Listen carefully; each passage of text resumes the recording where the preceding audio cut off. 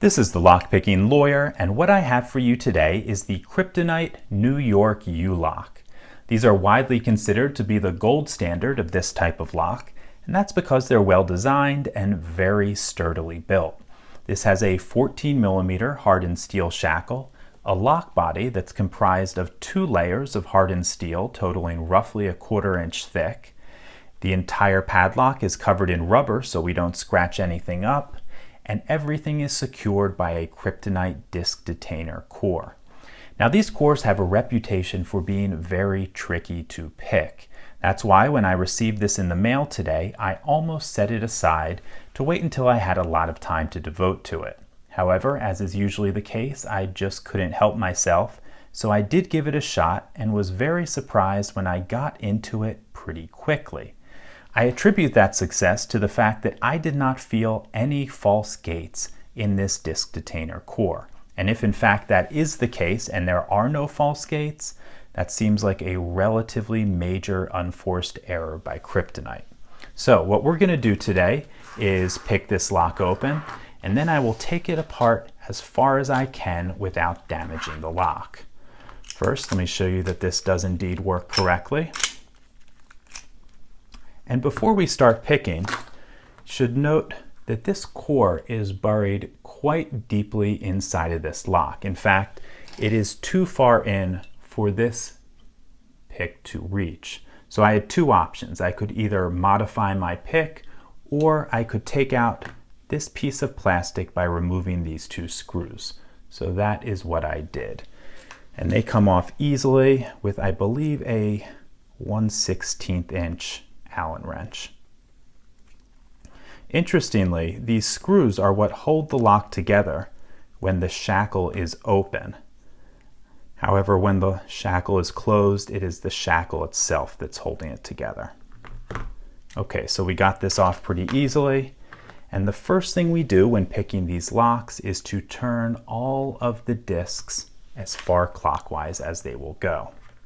Then we insert our tool, and I want to be very careful that I only pick up the first disc.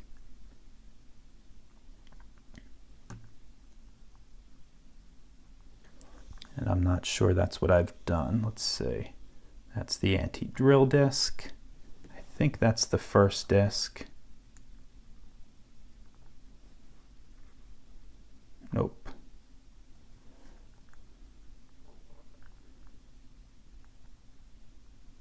Okay, I think we've got it where I want it. Okay, now let's get to picking. Work on the second disc now, and it feels like it getting a little bit of binding out of it. Yep, okay, got a little movement out of the first disc. Moving to the second disc now, again binding, got a click out of him. Third disc, binding, got a click there. Fourth disc actually has some movement to it, so I'm going to leave that one alone. Fifth disc is binding, definitely.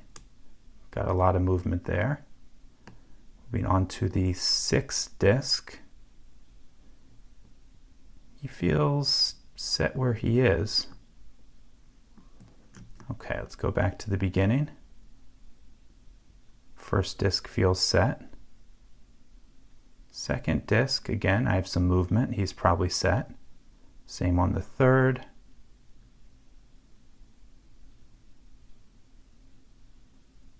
Same on the fourth.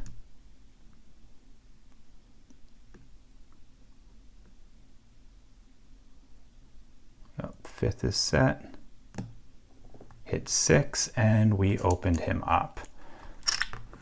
Okay, let's take this guy apart as far as we can so you can see what's inside.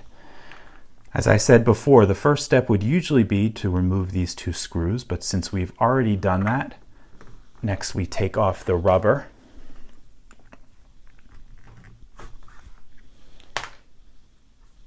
And then the inner and outer sleeves will come out. But before I do that, let me show you something. You can see there's a hole in the outer sleeve that allows you to reach through with a key and open this lock up. You'll see it extends downward a little bit here. And if we look at this core, you can see where it extends downward is this protrusion from the side of the core that keeps it from turning inside the lock body. However, I believe that's also where the sidebar is. So it seems to me that if you were trying to drill this core out, the exact place you would want to drill is where the sidebar is. And they've left the outer layer of drill protection open in exactly the wrong spot. Now, I'm not entirely sure why they would have done that, but if you do have any theories on that, please let me know. I should note, however, that this core is made of hardened steel. I tested it with a file earlier, so that will provide an additional measure of protection. So we got this outer sleeve off. The inner is even thicker. Again, both hardened steel. The core comes out now. And if we look at the back of it, you can see there is an internal clip that you would have to remove to get the discs out. And frankly, I have not been able to figure out how to get that thing out. So we won't be able to look at the discs today. Then for the rest of this, we can turn this over and see the locking lugs. And they're set in a small plastic rod here. Now, I never like to see plastic in a lock except for maybe scratch protection, but here I don't think it's an issue. Even if you were to melt this from the outside, I don't think there's much place for these locking lugs to go, so I don't think it would be an issue. So that's pretty much all I've got for you on this Kryptonite New York U-lock. A very, very physically robust lock. However, that core could definitely use some help. If you have any questions or comments about this, please put them below. If you like this video and would like to see more like it, please subscribe.